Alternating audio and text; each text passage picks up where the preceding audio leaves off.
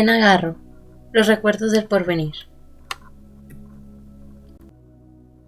4. Recuerdo la partida de Juan y Nicolás para las minas de Tetela. Un mes entero duraron los preparativos.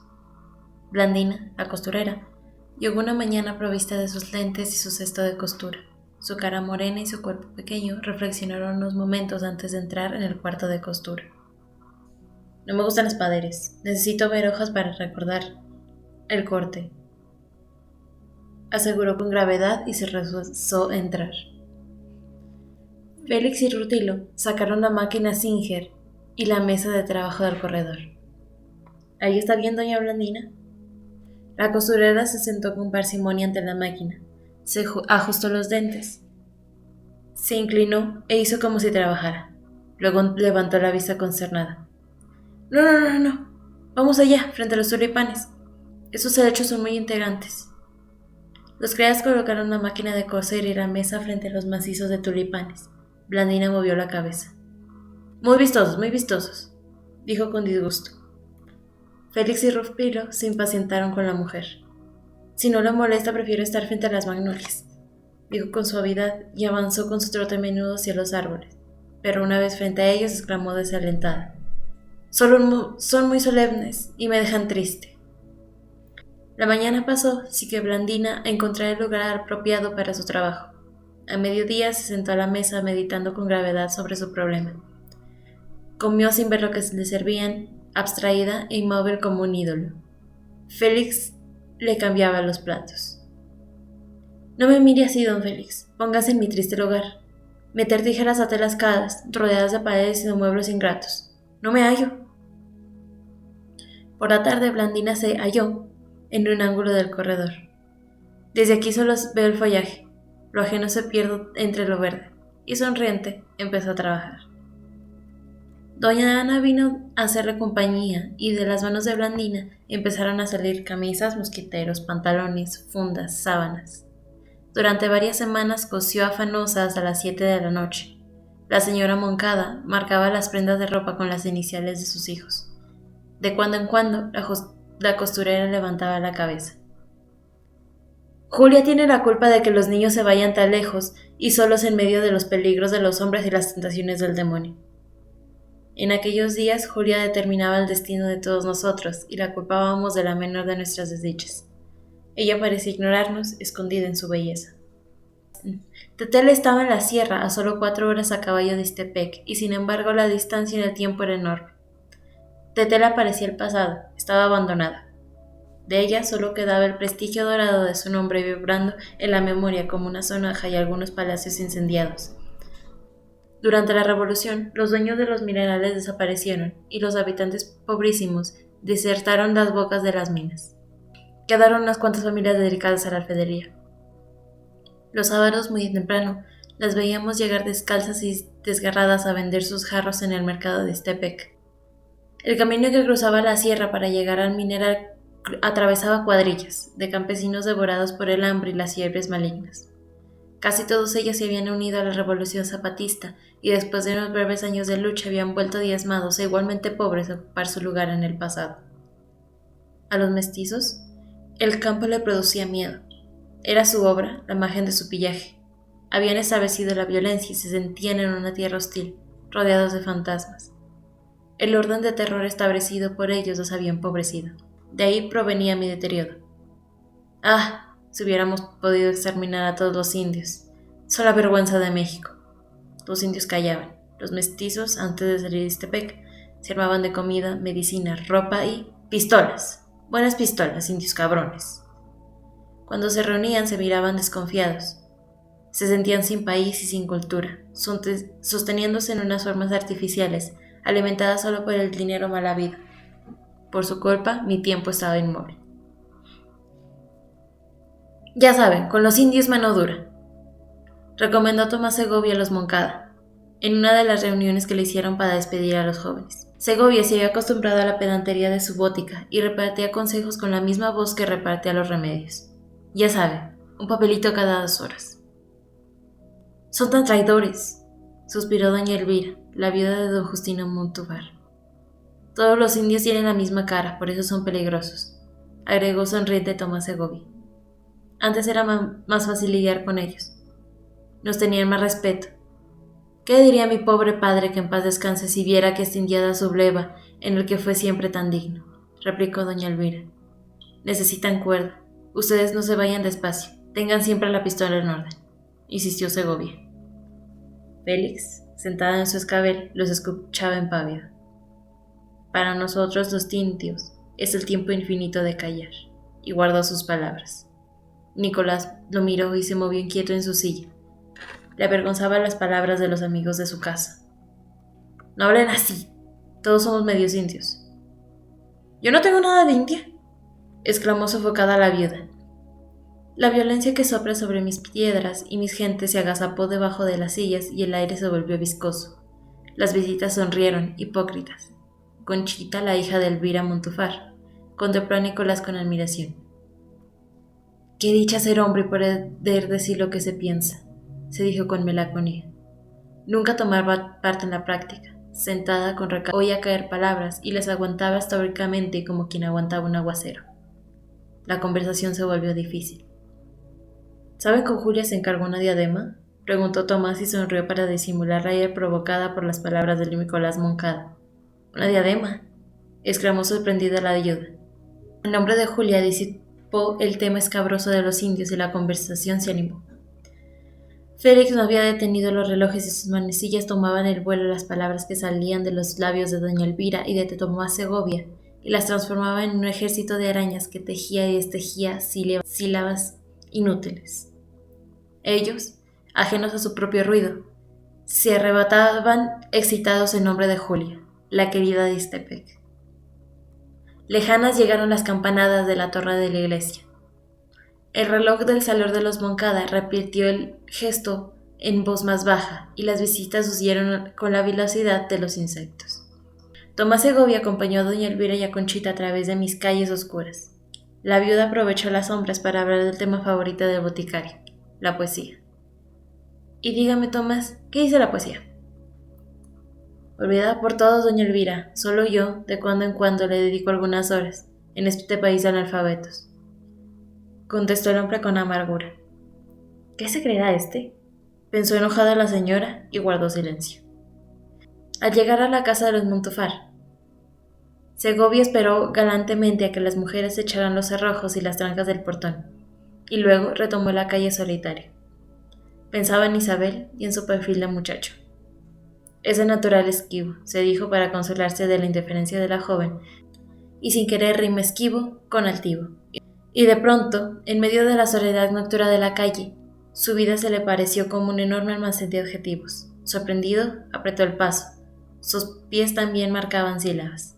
Estoy escribiendo demasiado, se dijo perplejo, y al llegar a su casa escribió los 2 primeros versos de la primera cuarteta de un soneto. Deberías pujar un poco más en Segovia y no mirar tanto a Nicolás, exclamó doña Elvira Montufar, sentada frente al espejo. Conchita no contestó, sabía que su madre hablaba por hablar. El silencio le daba miedo, le recordaba el malestar de los años pasados junto a su marido.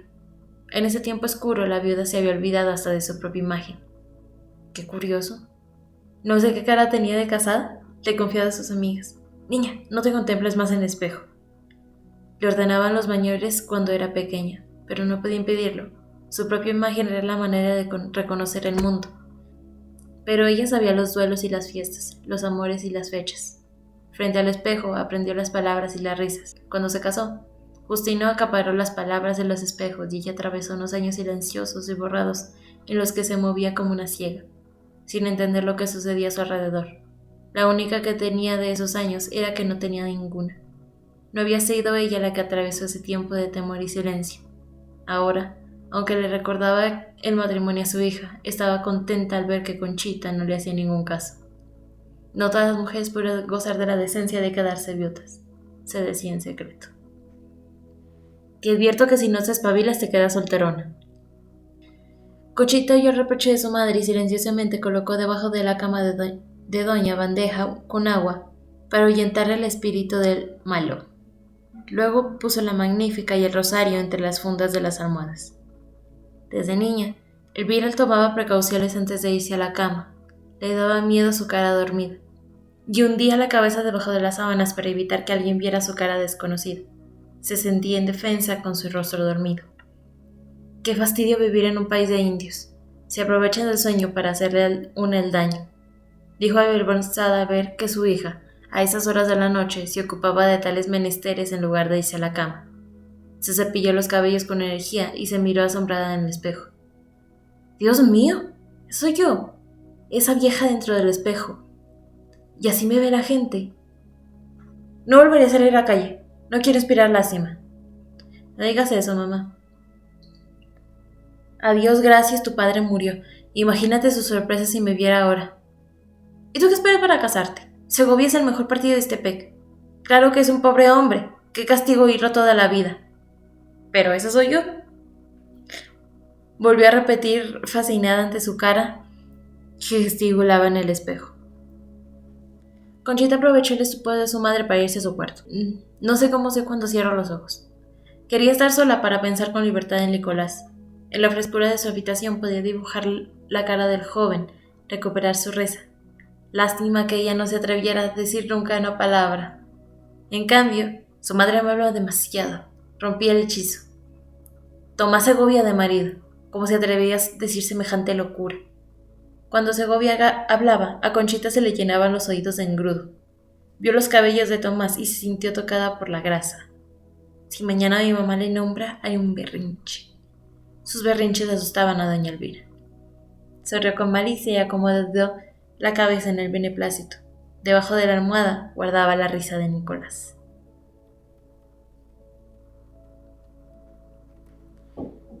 Ya tengo ganas de que se vayan a Tetela, gritó coléricamente Isabel cuando las visitas cruzaron el portón de su casa. Pero apenas sus hermanos se fueron de Ixtepec, se arrepintió de sus palabras. La casa sin ellos se convirtió en un cascarón deshabitado. La desconocía y desconocía las voces de sus padres y los criados. Se desprendía de ellos, retrocedía para convertirse en un punto perdido en el espacio y se llenó de miedo. Había dos Isabeles, una que deambulaba por los patios y las habitaciones, a la otra que vivía en una esfera lejana, fija en el espacio. Supersticiosa, tocaba los objetos para comunicarse con un mundo aparente y cogía un libro o un salero como punto de apoyo para no caer en el vado. Así establecía un fluido mágico entre Isabel real y la Isabel irreal, y se sentía consolada.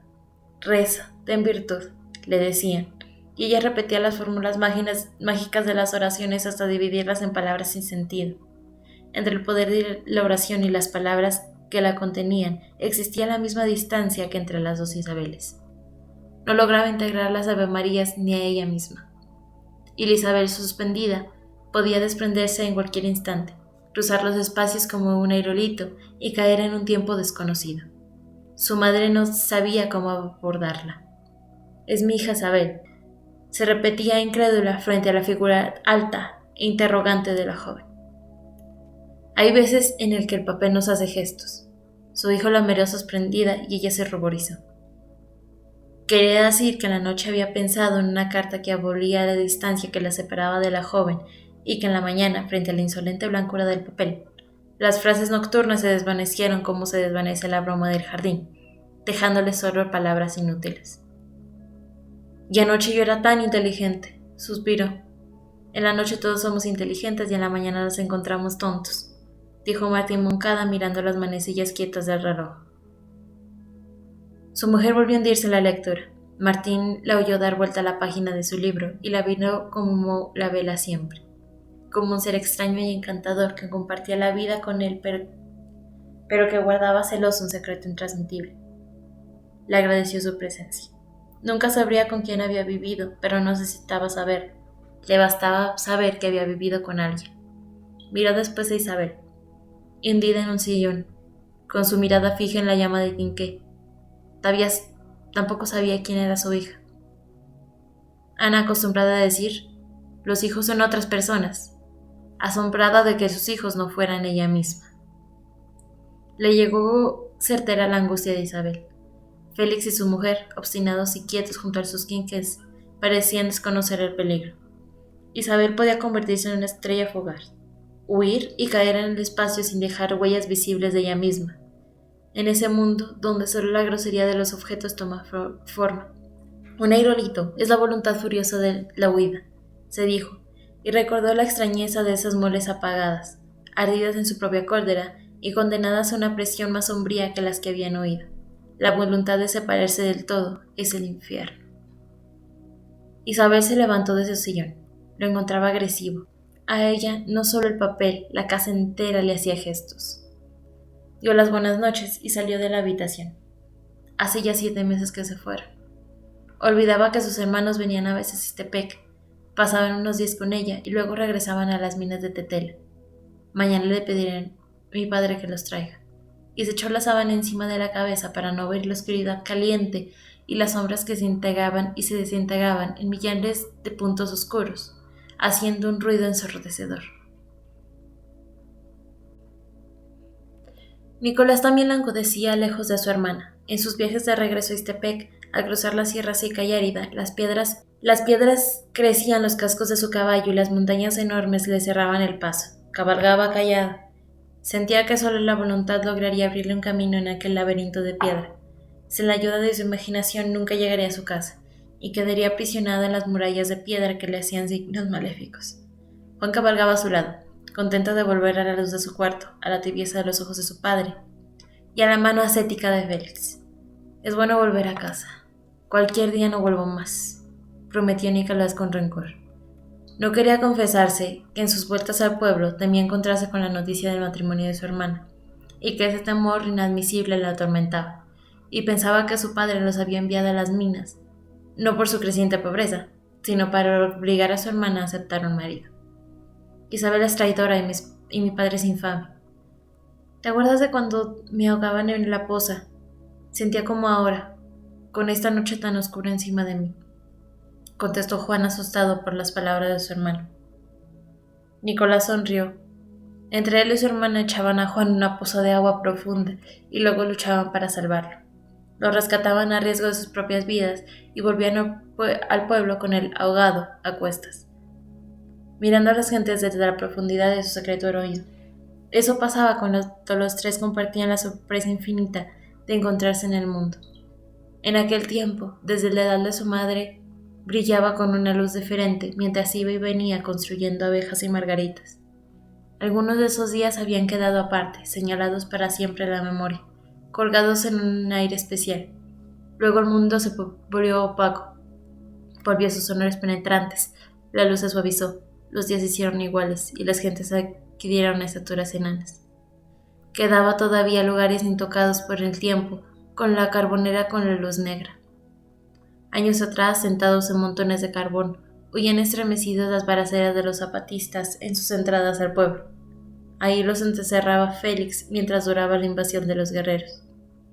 ¿A dónde se iban los zapatistas cuando llegaban a Ixtepec? Se iban a lo verde, al agua, a comer elotes y a reírse a carcajadas después de jugar unas horas con los vecinos. Ahora nadie venía a alegrar los días. El tiempo era la sombra de Francisco Rosas. No quedaban sino colgados en todo el país. Las gentes trataban de acomodar sus vidas a los caprichos del general. Isabel también buscaba acomodarse, encontrar un marido y un sillón donde mecer su tedio. Muy tarde en la noche entraron en Ixtepec. Isabel los ayudó a desmontar. En el comedor estaban sus padres esperándolos. Félix les sirvió una cena casera que los hizo olvidar las tortillas azules y el queso añejo de Tetela. Inclinados sobre la mesa, los tres hermanos se miraron reconociéndose.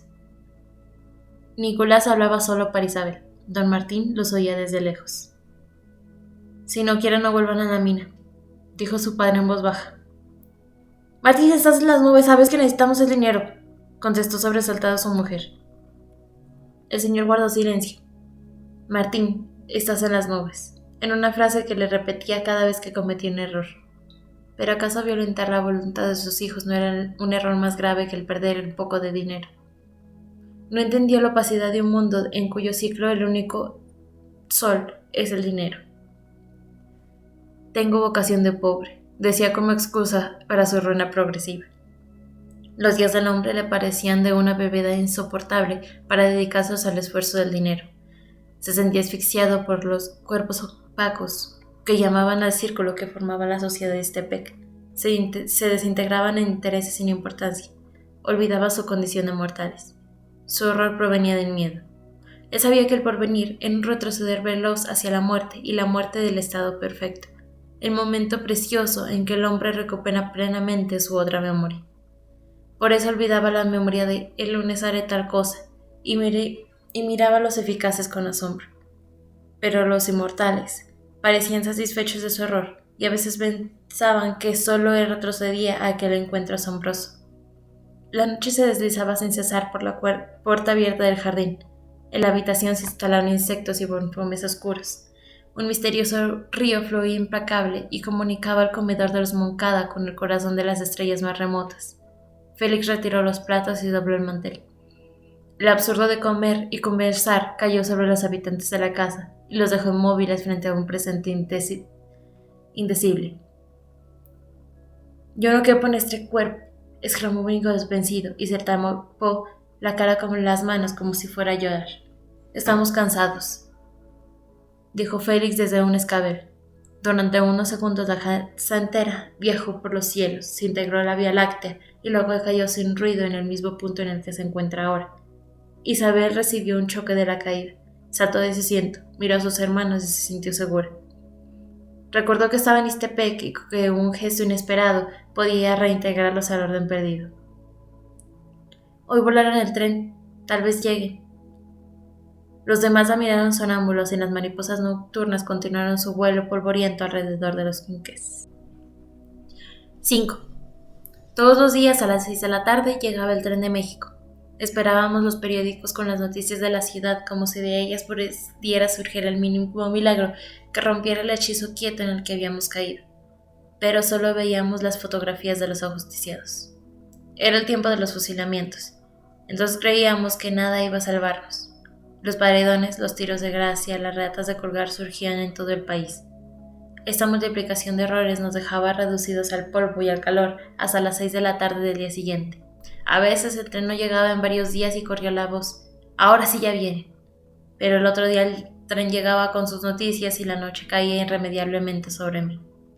Desde su cama, doña Ana oyó los rumores de la noche y se sintió asfixiada por el tiempo quieto que vigilaba las puertas y las ventanas de su casa. La voz de su hijo le llegó: «Yo no quepo en este cuerpo». Recordó la turbulencia de su propia infancia en el norte. Su casa de puertas de caoba que se abrían y cerraban para dar paso a sus hermanos. Sus nombres sonoros y salvajes que se repetían en las habitaciones altas, donde en invierno flotaba un olor a madera quemada. Vio la nieve acumularse en el alféizar de la ventana y oyó la música de las polcas en el vestíbulo donde circulaba un aire frío. Los gatos monteses viajaban de la sierra y los criados salían a cazarlos, en medio de risas y tragos de sotol. En la cocina asaban carnes y repartían piñones y el ruido de las voces inundaba la casa de palabras estridentes. La premonición de una alegría desbarataba uno a uno los días petrificados. La revolución estalló en la mañana y las puertas del tiempo se abrieron para nosotros. En ese instante de esplendor sus hermanos se fueron a la sierra de Chihuahua y más tarde entraron ruidosos en su casa, con botas y sombreros militares. Venían seguidos de oficiales y en la calle los soldados cantaban la delita.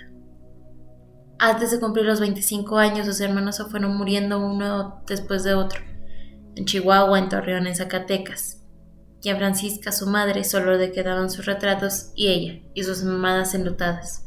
Después, las batallas ganadas por la revolución se deshicieron entre las manos traidoras de Carranza y vinieron los asesinos a disputarse las ganancias, jugando el dominio en los burdeles abiertos por ellos. Un silencio sombrío se extendió del norte al sur y el tiempo se volvió otra vez una piedra. Si pudiéramos cantar otra vez la velita, se dijo la señora, y le dio gusto que hubieran volado el tren a México. Esas cosas dan ganas de vivir. Quizá aún no podía suceder un milagro que cambiara la suerte de sangre que pesaba sobre nosotros. Por la tarde el tren anunció su llegada con un largo silbido de triunfo. Han pasado muchos años, de los Moncada ya no queda nadie. Solo quedo yo como testigo de su derrota para escuchar todos los días a las 6 de la tarde la llegada del tren de México. Si tuviéramos siquiera un buen temblor de tierra, exclamó doña Ana clavando con ira su aguja en el bordado. Ella, como todos nosotros, padecía una nostalgia de catástrofes. Su hija oyó el silbido del tren y guardó silencio. La señora se dirigió al balcón a espiar detrás de los visillos del paso del general Francisco Rosas, que a esa hora atravesaba el pueblo para ir a emborracharse a la cantina de Pando. ¡Qué joven es! No debe llegar a los 30 años. Y ya tan desgraciado, agregó compasivo al ver pasar al general, alto derecho y sin mirar a nadie. Un olor a frescura salía de la cantina. Sonaba el cubilete, los datos corrían sobre la mesa y las monedas pasaban de mano a la otra. El general, buen jugador y protegido de la suerte, ganaba. A medida que ganaba, perdía la compostura y bebía con desesperación. Borracho se volvió peligroso. Sus ayudantes hacían lo posible por ganar la partida, y cuando veían que ganaba sin cesar, se miraban inquietos. A ver usted, teniente coronel, échese una partidita con el general. El teniente coronel Cruz se presentaba sonriente a ganar el general Francisco Rosas. Era el único que lograba batirla con facilidad. El coronel Justo Corona, de pie detrás de su jefe, observaba el juego con un ojo avisor. Pando, el cantinero, seguía los movimientos de los militares. Sabía por las expresiones de las caras cuando el ambiente se ponía peligroso. Váyanse yendo, el general está ganando. Y con disimulo los demás clientes de la cantina desaparecían poco a poco. Si gana es que Julia no lo quiere, por eso se pone tan embravecido, decíamos con regocijo, y ya en la calle lanzábamos gritos que entraban en la cantina y provocaban la ira de los militares. Tarde ya, los cascos del caballo de Francisco Rosas rompían la calle. Lo oíamos correr las calles, caminar el pueblo oscuro perdido en sus pesares. ¿Qué buscar a estas horas de la noche? Se anda dando valor antes de llegar a verla. A caballo también entraba en el horta jardín y llegaba hasta el cuarto de Julia, su querida. Una tarde, un forastero con traje de casimiro oscuro, gorra de viaje y un pequeño maletín de brazo, bajó el del tren. Parado en el andén de ladrillos rotos, parecía dudar de su destino. Miraba a todas partes como preguntándose, ¿qué es esto? Estuvo así unos instantes, viendo cómo descargaban los fardos de ayate de los vagones. Era el único viajero. Los cargadores y don Justo, el jefe de la estación, lo miraron con asombro. El joven pareció darse cuenta de la curiosidad que despertaba, que atravesó con paso desganado el trozo de andén que lo separaba de la calle de tierra, la cruzó y siguió en línea recta hasta llegar al río, casi seca. Lo evadió a pie y se dirigió a la entrada de Ixtepec. Desde allí, como si conociera un camino más corto, entró en el pueblo ante los ojos admirados de don Justo. Parecía que iba sonriendo consigo mismo. Pasó frente a la casa de los Catalán y don Pedro, llamado por mal hombre la alcancía, a causa del agujero que una bala le dejó en una de las mejillas. Lo vio pasar, mientras descargaba latas de manteca en la puerta de su almacén. Toñita, su mujer, era curiosa y salió a la puerta. ¿Y este?, preguntó sin esperanza de respuesta. Parece un inspector, le dijo su marido lleno de sospechas. No es inspector, es otra cosa, algo que no hemos visto por aquí, contestó Toñito con seguridad. El forastero siguió su camino. Sus ojos se posaban con suavidad en los tejados y en los árboles. Parecía ignorar la curiosidad que levantaba su paso. Dio vuelta en la esquina de Mechorocampo, detrás de las mamparas. Las señoritas Martínez comentaron con gritos su aparición. Don Ramón, su padre, tenía grandes planes. Sustituir los coches de caballos que estaban bajo los tamarindos de la plaza desde hacía 50 años por coches de motor. Instalar una planta eléctrica y asfaltar las calles. Todo eso lo platicaba con sus hijas sentada en una silla de tul, mientras doña María, su mujer, preparaba cocaditas con piñones, dulces de yema y pabellones para venderlos a los comerciantes del mercado. Al oír las exclamaciones de su hija, el señor Martínez se acercó al balcón. Solo alcanzó a ver las espaldas del conocido. «Hombre moderno, de acción», exclamó entusiasmado, y en su interior hizo cálculos para contar con su influencia en las mejores que tenía proyectadas. Era una lástima que el comandante militar, como llamaba al general, fuera tan retrógrado. No cabía duda, se trataba de un extranjero. Ni yo ni el más viejo de Ixtepec recordábamos haberlo visto antes, y sin embargo, parecía conocer muy bien el trazo de mis calles, pues sin titubear llegó hasta las puertas del Hotel Jardín. Don Pepe Ocampo, el dueño, le enseñó una amplia habitación con piso de ladrillo, plantas de sombra, cama matrimonial de hierro blanco y mosquitero. El extranjero se mostró contento. Don Pepe fue siempre platicador y obsequioso, y la presencia de un nuevo huésped lo entusiasmó. Hacía tanto tiempo que nadie pasa por aquí, es decir, nadie que venga tan lejos. La indiana da cuenta, duerme en los portales o en el atrio. Antes llegaban agentes viajeros con sus maletas llenas de novedades. De casualidad el señor no es uno de ellos. El forastero negó con la cabeza. Usted ve, señora, lo que he quedado reducido en esta situación política. Istepec fue un lugar visitado. El comercio era muy importante y el hotel estaba siempre lleno. Había de haberlo visto con sus mesitas en el comedor y la gente comiendo y hablando hasta muy tarde. Valía la pena vivir aquel tiempo. Ahora no tengo casi nadie. Bueno, a excepción del general Rosas y general Corona, algunos militares de menor categoría y sus queridas. Dijo esta última palabra en voz muy baja y acercándose al extranjero, que lo escuchaba sonriente. El joven sacó sus 2 cigarrillos y le ofreció uno al patrón. Según se supo mucho después, don Pepe notó que los había extraído del aire. Simplemente había extendido el brazo y los cigarrillos ya encendidos aparecieron. Pero en ese momento don Pepe no estaba en condiciones de sorprenderse de nada y el hecho le pareció natural. Miraba los ojos de su cliente, hondos, con ríos y con ovejas que bailaban tristes dentro de ellas. Fumaron apaciblemente y salieron al corredor cubiertos de lechos húmedos. Ahí oyeron el murmullo de los grillos. La hermosa Julia, la querida del general, envuelta en una bata de fulgurante rosa, con el pelo suelto y los zarcillos de oro enredados en los cabellos, dormitaba en su hamaca, cerca de ellos. Como si sintiera la presencia extraña, abrió los ojos y miró somnolienta y curiosa al extranjero. No pareció sobresaltarse, aunque ella era capaz de disimular más de un sobresalto.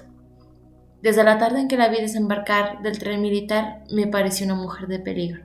Nunca había andado nadie como ella en Istepec. Sus costumbres, sus maneras de hablar, de caminar y mirar a los hombres, todo era distinto en Julia. Todavía la veo pasándose por el andén, olfateando el aire como si todo le pareciera poco. Si alguien la veía una vez, era difícil que la olvidara. De modo que no sé si el extranjero ya la conocía. El hecho es que no pareció sorprenderse del encuentro ni de su belleza. Se acercó a ella y platicó largo rato, inclinado sobre la hermosa. Don Pepe no pudo recordar nunca lo que había oído. Julia, tendida en la hamaca con su bata entreabierta y el cabello revuelto, escuchó al forastero.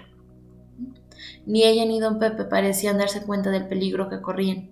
El general podía llegar y sorprender a aquella charla, él siempre tan celoso ante la sola idea de que un hombre pudiera hablar con su querida, mirar sus dientes y la punta rosada de su lengua cuando sonreía. Por eso, cuando llegaba el general, don Pepe se precipitaba en su encuentro para decirle que la señorita Julia no había hablado con nadie. Por la noche, Julia se vestía con un traje de seda rosa cubierto de chaquiras blancas. Se adornaba con collares y pulseras de oro y el general, apasumbrado, la sacaba a dar una vuelta a la plaza. Parecía una alta flor iluminando la noche y era imposible no mirarla. Los hombres sentados en las vacas y pasándose en grupos la veían como con miradas nostálgicas. Más de una vez el general dio de fuetazos a los atrevidos y más de una vez abofeteó a Julia cuando devolvía la mirada. Pero la mujer parecía no temerlo y permanecía indiferente ante su ira. Decían que se la había robado muy lejos. Ninguno sabía precisar dónde y decían también que eran muchos los hombres que la habían amado. La vida en el hotel jardín era apasionada y secreta. Las gentes husmeaban por los balcones, tratando de ver algo de aquellos amores y aquellas mujeres, todas hermosas y extravagantes, y todas queridas de los militares. Desde la calle se oían las risas de Rosa y Rafaela, las hermanas gemelas, queridas las dos del teniente coronel Cruz. Eran norteñas y volubles, y cuando se enojaban tiraban sus zapatos a la calle. Si estaban contentas se ponían tulipanes rojos en el pelo, se vestían de verde y se paseaban provocando miradas. Las dos eran altas y fuertes y en las tardes, sentadas en su balcón, comían frutas y regalaban sonrisas a los transeúntes.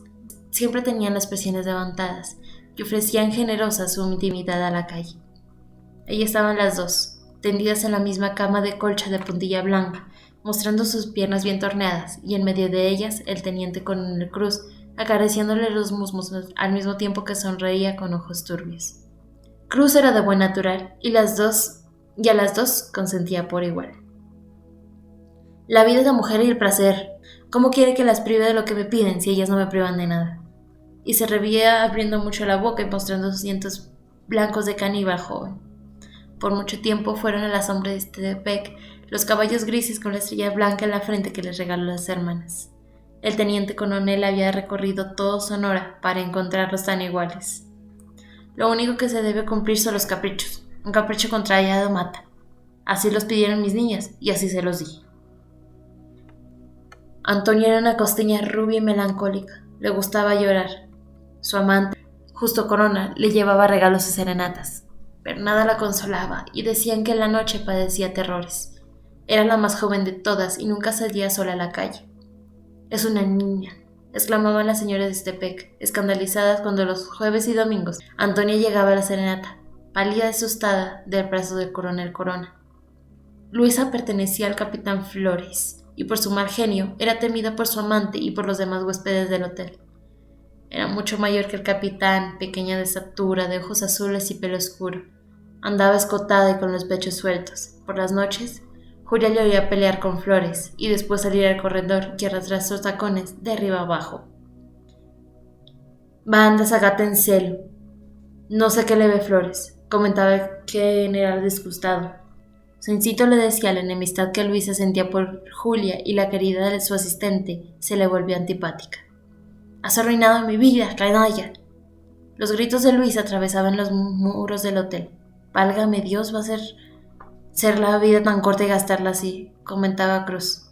«Siempre está celosa», contestaban las gemelas desperezándose en la cama. Antonia temblaba. Justo Corona bebió un trago de coñac. «¿Y tú qué dices? También yo te arruiné tu vida». Antonia, silenciosa, se hundía en un rincón más profundo de la cama. Francisco Rosas fumaba mientras duraban los gritos. Echado boca arriba espiaba a Julia, tendida junto a él e impávida. ¿Y si alguna vez ella le hiciera un reproche? Pensó que se sentiría aliviado. Le acojonaba verla siempre tan perezosa, tan indiferente. Era igual que él llegara o que no llegara en muchos días. El rostro y la voz de Julia no cambiaban. Bebía hasta darse valor frente a ella. A medianoche, conforme se iba acercando al hotel, un temblor siempre nuevo se apoderaba de él. Con los ojos empanados, a caballo, llegaba hasta su habitación. «Julia, ¿te vienes conmigo?». Su voz cambiaba delante de la mujer. Le hablaba en voz muy baja, pues su presencia le ahogaba las fuerzas de la garganta. La miraba a los ojos. Quería saber qué era lo que ella tenía detrás de los párpados, más allá de ella misma. Su querida se escondía en su mirada. Ladeaba la cabeza sonriente. Se miraba a los hombros desnudos y se recogía en un mundo lejano, sin ruido, como los fantasmas. «Vente, Julia», suplicaba vencido el general. Y ella, a medio vestir y siempre risueña, montaba en el mismo caballo que su amante. Saneaba el galope por mis calles para irse de lunada hasta las cañas, el lugar del agua. De lejos, a caballo, también lo seguían los asistentes. Ixtepec la oía reír a medianoche, pero no tenía el derecho de mirarla así, corriendo a la luz de la luna, llevada por su amante taciturno. En el hotel, las otras esperaban la vuelta de los hombres. Luis en camisón, en una mano en quinqué y la otra un cigarrillo, salía al corredor a golpear las puertas de las 4 vecinas. «¡Ábreme, Rafaela!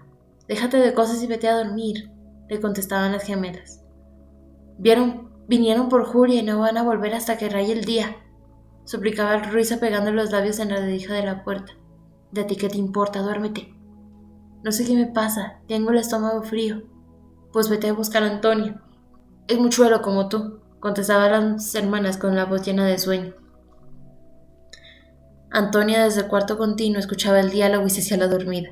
Oía como Rafael al final ascendía al quinqué y se escondía debajo de las sábanas calientes con los ojos muy abiertos, perdidos en aquella oscuridad extraña. A estas horas, ¿qué estará haciendo mi papá? De seguro me anda buscando. Hacía ya 5 meses que Corona se la había robado allá en la costa. Luisa llamó a la puerta. Antonio se tapó la boca con la mano para sofocar el grito. «Vente con las muchachas. ¿Qué estás haciendo ahí tan solo?» Ella no respondió. Así llamaron a la puerta de su casa aquella noche. «Anda, Antonia.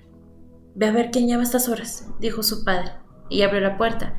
y vio unos ojos fulgurantes que le echaron una cobija en la cabeza. Le envolvieron, la levantaron en vilo y la arrancaron de su casa. Eran muchos hombres. Ella oyó las voces. ¡Pásamela rápido! Sus brazos le entregaron a otros, la subieron a un caballo. A través de una manta sintió el calor del cuerpo del animal y del cuerpo del hombre que la llevaba. Partieron a toda carrera. Se iba ahogando debajo de la cobija como ahora que Luisa la llamaba y que ella se cubría la cabeza con las sábanas y sabe por qué. El miedo la había paralizado. No se atrevía a hacer ningún movimiento que le procurara aire. El hombre detuvo la montura. No podemos llevarla cubierta toda la noche, se nos va a ahogar. Pues así dijo mi coronel que se la entregáramos, le contestaron. Cuando vayamos llegando la volvemos a cubrir, contestó la voz que la llevaba, y sin apagarse se aflojó la manta y le descubrió la cara. Antonio se encontró con unos ojos jóvenes que la miraron con curiosidad. ¡Es güerita!, exclamó el hombre asombrado, y los ojos cambiaron la curiosidad por la nostalgia. ¿A poco? Pues claro que sí, su papá es Gachupín Paredes, respondieron. El capitán Damián Álvarez la apretó contra sí. No tenga tanto miedo, no le va a pasar nada, la vamos a entregar al coronel Justo Corona. Antonio se echó a temblar de nuevo. El hombre le estrechó cada vez más profundamente. Cuando putaban el día iban llegando a Tuxmelocán, en donde el coronel los esperaba. No me entregue a él, mejor lléveme con usted, suplicó. El capitán no respondió, bajó los ojos sin querer ver los de ella. No me entregue a él. Álvarez le estrechó en silencio y la besó. Por favor, déjeme con usted, sollozó Antonio. Y él, sin responder, le cubrió la cara con la manta, y así se la dio a Corona, sin una palabra. A través de la manta le llegó el olor a alcohol pasado. ¡Ven todos!, ordenó el coronel. Los pasos del capitán Álvarez se alejaron. El olor se volvió insoportable. Nunca había tenido tanto miedo. Ni siquiera en la noche en que oyó aquella pregunta. Antonia, ¿y este te pareció el güero único? En el corredor oscuro de su casa, lleno de armas y de sombras, unas niñas extrañas le pegaban con sus caras curiosas y esperaban la respuesta con ojos ansiosos. No. ¡Ja! Se rieron malévolas. Ya vas a ver que cuando la luna se baje y te dé un mordisco entre las piernas, que chorrillo de sangre. Antonia se quedó aterrada, sin poder moverse, en medio de las sombras espesas de las ramas reflejadas sobre los muros encalados. El güero mónico baja cada luna, y las niñas se fueron corriendo. Nunca tuvo más miedo hasta que se encontró a solas, envuelta en la cobija frente al coronel Justo Corona. Este le bajó la manta, y los ojos oscuros y pequeños de un hombre desconocido se fueron acercando buscándole los labios. Antonio se revolvió en la cama sudando. Ay, ¿dónde está la brisa del mar? En este valle se ahoga una. En el cuarto continuo hablaban. Vete a buscar a esa güera, de seguro está llorando. Yo no voy. Ya sabes que los salarios quedaron llama en su puerta. Luisa sentada, fumaba nerviosamente y miradas las hermanas tendidas en la misma cama, medio desnudos, los pechos tiernos y la hermosa piel de piñón. Los ojos soñolientos y las bocas a esas horas infantiles hubieran querido que ella, Luisa, se fuera de su cuarto. ¿Por qué será así?, preguntó Rosa, refiriéndose a Antonio. No sé. Por más que le digo que se apacigüe y cuando ella ocupe, haga como que se fuera con su madre. De ese modo él le daba más tranquilidad, dijo Rafaela pensativamente. Al cabo que el mal rato se pasa pronto, luego hasta le gusta una, agregó Rosa. Muy cierto, exclamó Rafaela, y como si hasta él y de la renemera saltó de la cama y alcanzó un canasto de fruta. Vamos a comer fruta mientras llegan esos. ¿Qué dirán ellos si nosotros nos fuéramos de jerga?, dijo Luisa mordisqueando una naranja. No se van de jerga. No pueden dejar solo al general. ¿Sabes cómo anda? La mañana de Julia no va a tener un buen fin. Luisa se enderezó llena de cólera. Ojalá que la mate de una vez, así andaríamos más en orden. Cállate, no seas bárbara. Luisa se sintió sola en medio de sus amigas y pensó con amargura que ella era distinta de aquellas dos mujeres. Yo dejé a 2 hijos por seguirlo, sacrifiqué todo por él, no soy como ustedes. Sé que aquí es que están aquí solo para las gozadas. Yo tenía mi casa. Cambio Julia es una puta. Y si no creen, pregúntenle al padre Beltrán. Muy de acuerdo, pero en esas andamos todas, concedió Rafaela. Yo no, contestó Luis irguiéndose. Anda, y tú eres la esposa legítima, dijo Rosa risueñamente. Yo cometí un error y fue por amor, me cegué. Y ese hombre no se lo merece. Algo se debe merecer, tiene muy bonitos ojos, y cuando nos bañamos en la poza he visto que tiene buenos hombros. Luisa miró a Rafaela con rencor. Era verdad que todas eran unas putas. Una imagen le vino a la imaginación, los hombres de su querido cubriendo los de Rafaela. Se sentía insegura en medio de esas mujeres sabidas de fruta. Le parecían estúpidas, sentadas casi desnudas sobre la cama revuelta. Quiso irse. Mira por las rendijas de la puerta, la mañana clareaba. No trataría Julia en volver al hotel con su querido y su cauda de hombres. Durante el día, las mujeres quedaban privadas de la compañía de los militares. Entonces se peinaban, se mecían en las hamacas, comían desganadas y esperaban la entrada de noche, llena de promesas. A veces en la tarde paseaban a caballo, Rosa y Rafaela en sus monturas grises, Julia en su alazán, las tres riendo, con los pechos sueltos como pájaros, sus dijes de oro, sus espuelas de plata y un fuente en la mano que les servía para tirar un golpe de sombreros como los hombres que no se descubrían a su paso. Sus amantes las seguían, y Cepec fascinado, las veía pasar mientras ellas nos miraban desde lo alto de sus ojos, se alejaban meciéndose en el polvo, el compás de las ancas de sus caballos. A Luisa le dolían esos paseos. Ella no sabía montar y ver a flores en la comitiva que seguían los jóvenes de producción y llanto amargo. Sentada en el balcón, trataba de llamar la atención de los hombres que pasaban. Mostraba sus hombros desnudos, fumaba y les daba miradas provocadoras. Un soldado borracho se detuvo. —¿Cuánto, güerita? ¡Entra! El hombre entra al hotel y Luisa llama a los soldados que limpiaban las botas de los militares cerca de la fuente. —Amarren a este a un pilar y denle unos cintarazos —ordenó. Los soldados se miraron. Luisa se enfurecía y a sus gritos acudía don Pepe Oncao. —¡Por Dios, Luisa, cálmese! —¡Denle de cintarazos o haré que el general los fusile! Ante la inutilidad de sus ruegos, don Pepe se tapa la cara con las manos. La sangre le producía vértigos. Espantado, vio cómo sujetaban un hombre en un pilar y oyó los latigazos caer sobre el cuerpo de la víctima. Después vio cómo los soldados arrojaban a la calle un hombre ensangrentado. El hotelero se sentía enfermo y se retiró a su cuarto. Por la noche, le contó al capitán Flores lo que había sucedido durante su ausencia. El joven oficial se mordió los labios y pidió una habitación alejada del cuarto de su querida. Cuando sus asistentes fueron a recoger las ropas del capitán, Luisa salía llorando del corredor. Pero él se cerró en su cuarto y ella pasa toda la noche gimiendo ante su puerta. Con todos pues don Pepe a los vecinos de Estepe.